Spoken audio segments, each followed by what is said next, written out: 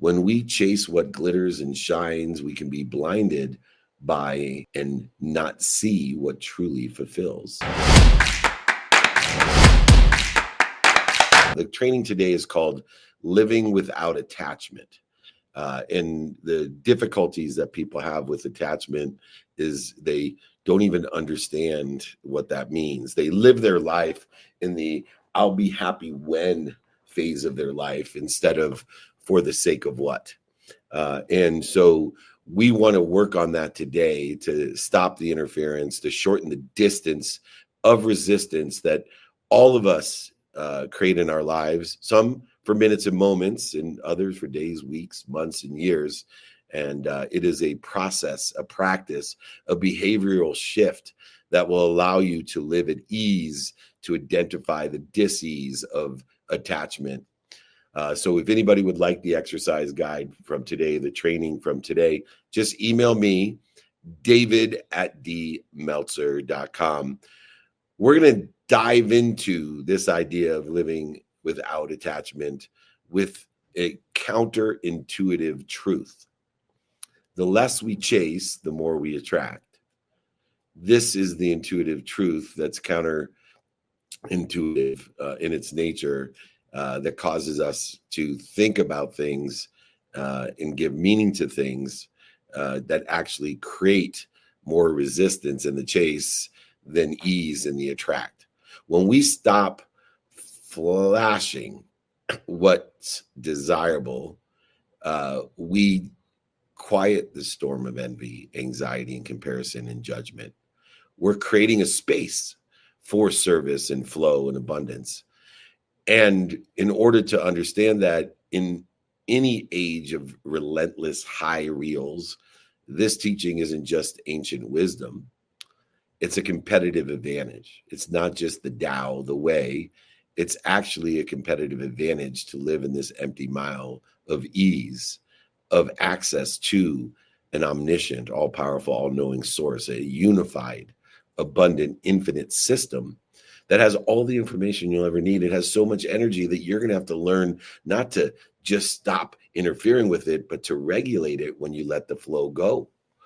By simplifying our focus, detaching from outcomes of I'll be happy when, and leading with humility of for the sake of what, we reclaim the energy to innovate, connect, and execute at the highest frequency of awareness, making things easy because we are aware. We have the cheat codes to identify what's making it dis-easy, what's interfering with it. Think of this guide as a practical playbook for translating that wisdom into everyday business wins and personal fulfillment. The first lesson that we're going to discuss in Living Without Attachment, once again, just email me if you want it, is the wisdom of simplicity. Excess desire for status or stuff, to buying things you don't need, to impress people you don't like. This comparison creates anxiety and burnout. Detaching from the noise frees energy for purposeful creation. At the height of prior venture, I chased bigger offices, flashier perks, more employees, yet the real momentum returned only when I refocused on serving, on compassionate capitalism, on serving the people that work with me, who work outside of me. And I started to realize the difference between scarcity and thriftiness. By not displaying what is desirable, you will cause the people's hearts to remain undisturbed. When we quiet the urge to show off, to buy things we don't need, to impress those people we don't even like, we replace envy with alignment and attract sustainable abundance into our journey, our divine direction. We want to make sure we're taking a purposeful inventory, a purposeful audit. We want to list our objectives. We want to go ahead and tie the meaning of the past to the meaning of the divine direction, which then will overflow into the meaning of the divine detour and allow for divine time to reveal itself to create the revelation and the salvation that we're looking for within the context of a unified, abundant, infinite system of thought without any external valuation or validation. This purposeful audit will help you to understand that no longer will I say, I'll be happy when I get married. I'll be happy when I have kids. I'll be happy when I make $1 million. But instead, for the sake of what do I want $1 million? For the sake of what am I going to get married? For the sake of what am I going to have kids? This simplicity, notating that the simple things to do are unsimple not to do, creates what I call a simplicity sprint. We want to utilize the segmentation of our human experience, which is indicated by the time our heart starts beating till the time it stops. That's the human experience. And it's incrementally divided by 24 hours, the only certainty of tomorrow. Your human experience is only separated by 24-hour periods of time. And we want to have simplicity sprints for those 24 hours. Whether it be for 1 minute, 1 moment, 1 hour, 1 day, 1 week, or 1 month, all incrementally divided into the only certainty of the future, the 24 hours that we're given. And in order to effectuate that in this simplicity sprint, we need to understand what non-essential expenses or vanity metrics we are going to examine to look for the clues and the patterns to make better choices, to track the mental space, the open ease that we would like to reclaim.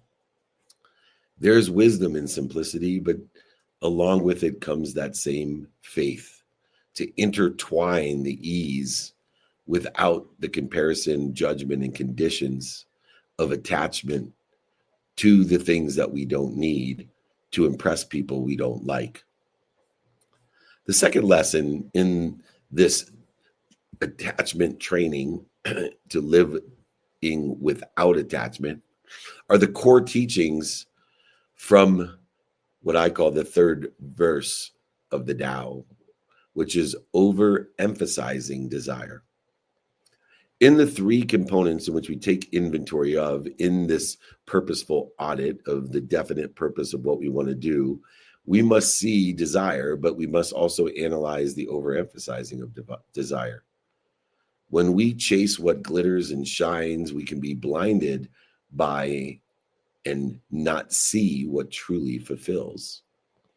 So many entrepreneurs are obsessed with the next funding round, and they ignore the malama, the giving and sharing of love for customers and employees and vendors and channel partners, affiliate and marketing individuals, and they end up getting clients, but losing them. The purpose, the meaning will always outperform the possessions. Everything is energy. There's a transformation in possessions and material items into something. Do you want to transform your possessions into an argument of your heirs, or would you like to transform your possessions into good deeds? Into what allows the dissipation of comparison and conflict, which ultimately will kill the contentment, the happiness, the joy. So many people overemphasize their desire without looking at the skills and the knowledge in order to facilitate the meaning and the desire of their design direction, looking for the clues, the patterns, and making better choices aligned with the divine direction, aligned with the detours to put us, protect us, promote us, and perfect us, to indicate to us we have a better place to be, a better position to be in. We have to track, we have to look, we can journal, we can facilitate some sort of inventory of these clues until we see the patterns of purpose-driven or ego-driven activities and direction. Comparison judgments are the thief of this joy. If we are overemphasizing desire, we may lack the skills and knowledge and just work in the ethereal of some sort of false facade of success and direction. The second of this verse in the Tao is the power of simplicity. Complexity clutters this execution. Simplicity is, in my opinion, the illustration of the knowledge of the clarity, balance, and focus, the speed and the trust, and simplicity is that which unlocks it. So many sales teams that I know, they have trimmed its pitch deck from 30 slides to 5. They're the ones who saw a greater closing rate soar. When I'm coaching individuals in building out their decks, it's amazing when I tell them that we only are looking at 5 different things. We need a slide on credibility, 1 on emotional attachment, 1 to quantify the reasons, 1 to quantify the impact, and the last to infuse capabilities that are most aligned with the 4 aforementioned. But you should have 30 slides as addendums to show your preparation and utilize those as an arsenal to answer questions. And so people have this power of simplicity and the power of supplemental result. Instead of leading with attachment of we are going to be happy when, we are going to have comparison, joy, which leads to blame, shame, justification, separation, and conflict. Try leading with detachment. When we say I'll be happy when, this attachment of emotions to an outcome only breeds and accelerates and exaggerates the fear that causes the dis-ease and the resistance between you and where you think you want to be or better. It is detachment that fuels the creativity, the innovation, and the resilience that's necessary in order to move in the divine direction, to elevate your awareness of the divine detours, and to allow for divine time to get you to a place that's bigger, better than you even imagined. Knowing that things take longer, and then all of a sudden, things take forever, then all of a sudden. I've seen so many product launches and people that learn to celebrate the learning metrics, not just the revenue. Iterated faster and beat competitors through celebration of learning, not revenue. Focusing in on the process and the service, not just the results that you want to chase. This detachment from outcomes for the sake of acceleration, for the sake of aggregation, for the sake of compounding outcomes instead of direct one-to-one correlated outcomes, gives us this idea that leading with detachment may be a longer but far more profitable, productive, and accessible way to a place, a better position, a better situation than you ever imagined. If we can set our KPIs towards process, not outcomes, looking at the surveys and the calls made and the prototypes and the MVPs alongside the revenue goals aligned with what's doing well, what's stable, and what you think is doing well, according to the industry, careers, and jobs in which you are trying to align with. After each milestone, ask yourself, what did I learn? Was it my responsibility? Did I learn from that? Was it my attraction? Did I learn to that? Or was it simply just the way that I'm participating in the perception? And did I learn from that? So many people are so interested in what did you earn instead of what did you learn? In the short run, when we attach our emotions to an outcome, to revenue, and we're only concerned about what did I earn, when we are commission-based, we may see in the short run a blip of success. This is fool's gold. It is for the sake of what and what did we learn, and it's the mission that allows the commissions to follow for the long run that will accelerate, aggregate, and compound exponentially. Because in the attachment, things will happen faster than in the detachment. But in the detachment, things will happen very slow, then all of a sudden at an exponential rate and exponential outcomes. The third lessons that we want to look at in this living without attachment training. By the way, you can have the guide anytime, david@dmeltzer.com, is understanding the application of why. So many people are in search of their why. They're attaching into an outcome of why instead of applying their why and applying it to their business and their life. They don't understand the compassionate capitalism model, the purpose-driven, the definiteness of purpose in business and in life. So many companies are anchored in service, magnetize talent, clients, and profits. They're utilizing responsibility, attraction, and the participation and perception to build a community of people that want to help each other, know people that can help each other, a value-based community that's giving people more of what they like, more of what's working, and more of what they don't know, and taking away what they don't like, what is not working, and what they don't know. So many brands pivoted from a product-centered ad campaign to an impact of storytelling, doubling their engagement, doubling their neighborhood, doubling their production, doubling their accessibility, and finally, doubling their profits. Profit is nothing more, I'm going to repeat this twice, profit is nothing more than the applause of purpose. Make it your mission, the commissions will follow, because profit is the applause of purpose. Capture that.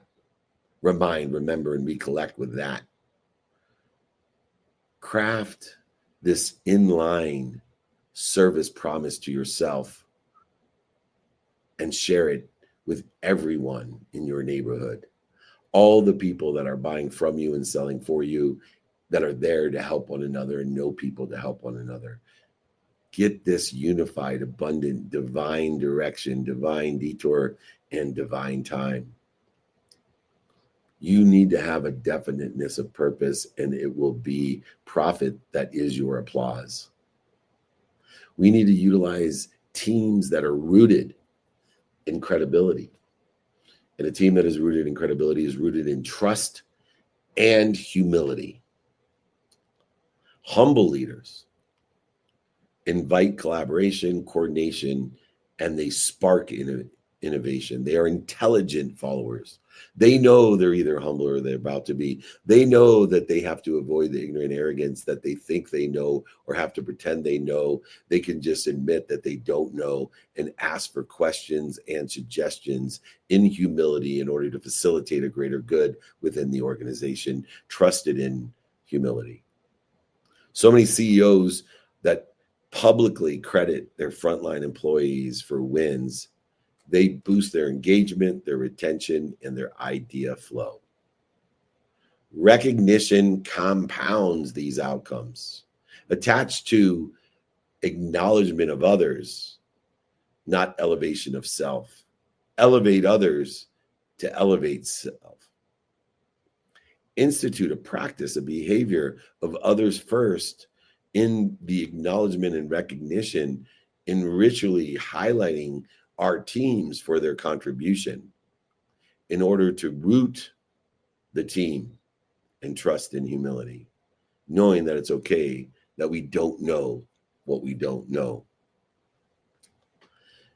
Under this applying our why, not only do we have to have a definiteness of purpose, not only do we have to be rooted in trust and humility, but we have to live a fulfilled, passionate, purposeful, and profitable life, personally and professionally. Accumulating more rarely equates to feeling more. Appreciating more multiplies exponentially the fulfillment that we feel. There's so many professionals who track their daily gratitude report and higher their own life satisfaction than those who track their income. I'm not saying that you shouldn't spend a minimum amount of time every day paying attention and giving intention to your income. But I'm saying that we must spend more than enough time tracking our gratitude, our appreciation of others and of the neighborhood in order to facilitate the aggregation, acceleration, and compounding of value.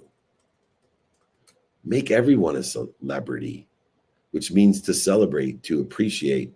Celebration expands what you value, giving more of what you want, what you like, and what is working, taking away what you don't like, what's not working, and what you don't want. This is how we live and apply our why to be fulfilled. Start reflecting and reminding and recollecting on the wins. Every day, have a practice of gratitude in order to reflect when we wake up and when we go to bed. This anchors our appreciation for 0.1 seconds. It's free. When we anchor ourselves in appreciation, when we reflect upon it every day before we go to bed and when we wake up, we will appreciate things for the sake of, instead of acquiring things as an outcome or attachment. The next lesson within the context of living without attachment, which you can get anytime. So email me, david@dmeltzer.com, if you'd like the exercise or guide or the training manual that I've created, is a reflection and action plan. It's the AAA strategy. We need to take alignment first, then take action, and then reflection to adopt or adapt the action. Insight without implementation is simply inertia. We need to reflect in the AAA strategy to get alignment, action, and prepare for that adjustment through reflection. So many teams that convert all of these notes into some sort of sustainable sprint, some 90, 120, 360-day sustained change plan. Often others revert to their old habits without having a go, no-go plan to effectuate where we want to be or better. Taking into consideration time, emotion, and value will change the minute you come up with a plan. So not only must all agreements, must all decisions, but all plans adopt to prepare for adjustment of time, emotion, and value. Leaving it open-ended and inflexible will allow you to align with the circumstances of the day, but holding true to the non-negotiable behaviors that are non-circumstantial. Identifying the difference between the two is essential in what you do. Utilizing accountability as responsibility, attraction, and participating in a perception cements this transformation of energy. Money can transform into good deeds. Material items can transform into appreciation, not the resistance and interference that's created by attaching to those things that there'll never be more than enough of. Tap into the AAA strategy, tap into the alignment, action, and preparing for adjustment. Simplify all the habits as negotiable, non-negotiable, or even more importantly, the hybrid of negotiable circumstances where we want to do things non-negotiably, but once a week, once a month, or once a year. Release the attachments to any material recognition, acknowledgement, or items in your life that are not providing you anything other than blame, shame, justification, or resistance. We must look at and review, reflect, remind, and remember every single day, adjusting and adapting with humility to the time, emotion, and value that is changing. The AAA strategy allows us to align, take action, and adjust, to reflect and create plans that are open-minded and open-ended without attachment. Living without attachment, the fifth and final lesson for today. Once again, available, david@dmeltzer.com. Get your exercises guide, a book on this. It's all for free. Just email me.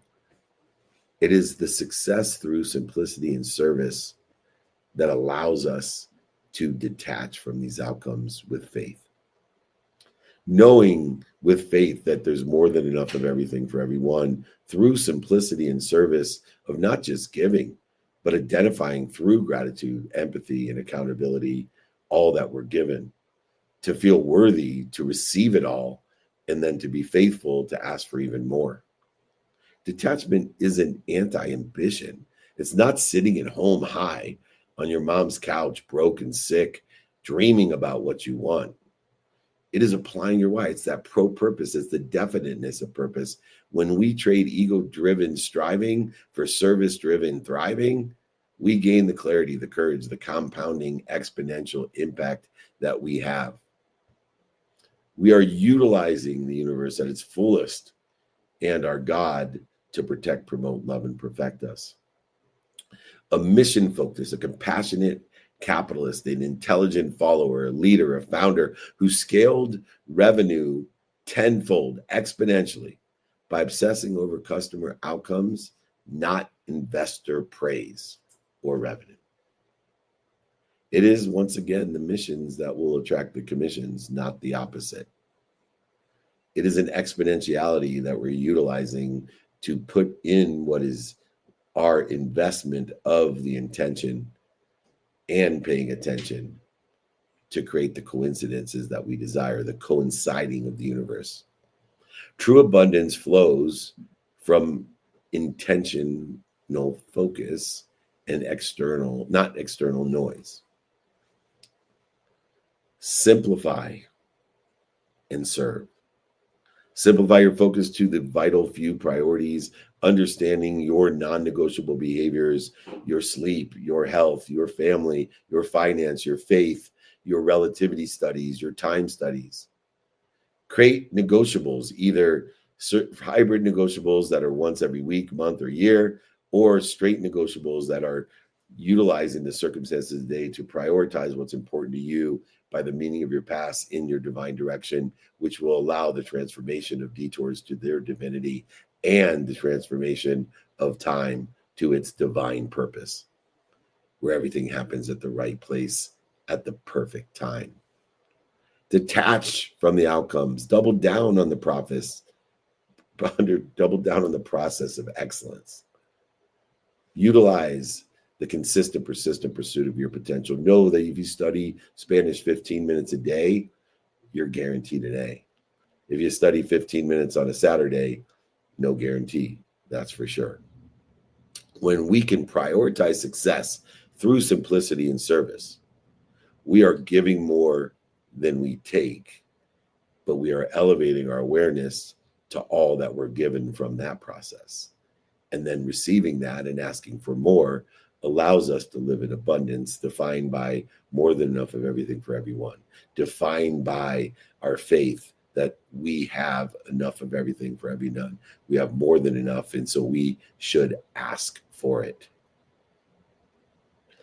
In the aspect of detaching, in the aspect of living without attachment, there's so many lessons of wisdom, of simplicity, of teaching to not overemphasize desire, to power of simplicity, and leading with detachment, not attachment.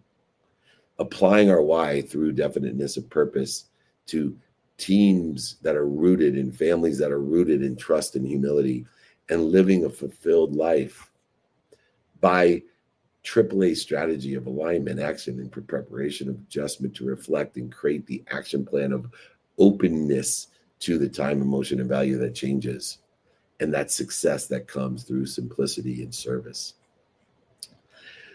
Simplicity isn't about shrinking our dreams. It's not about limiting the meaning of our past to limit our imagination or our self-image, notating that we'll never overachieve our own self-image. Simplicity isn't about shrinking. It's not shrinking our dream. It's about clearing the runway so we can take off. Detachment isn't surrendering ambition. It's freeing yourself to pursue the purpose, to apply the why with fearless creativity, coordination, and collaboration. When we prioritize service over status, process over pressure, gratitude over grasping, success becomes the natural byproduct. The money, the relationships, the impact flow, because we're finally aligned with what matters, our source, with all the information and all the energy, with more than enough of everything for everyone. Your charge is simple. Strip away one layer of complexity, shorten the distance of resistance through wisdom and faith. Release one attachment to the external validation, the comparison, the judgments, the conditions, and double down on serving. Do that, and you'll discover the Tao's promise in real time. Harmony breeds clarity. Clarity sparks action, and action rooted in purpose unlocks limitless abundance. Remember to be more interested than interesting, and allow the universe to prove you right in your divine direction, allowing the indications of divine detours to put you to a better place, a better position, a better situation. Live your human experience from the time your heart starts till the time it stops, in the divine time of the right time at the right place. This is what occurs when we live without attachment. Remember, most importantly, be more interested than interesting. Be kind to your future self and do good deed. God bless you all.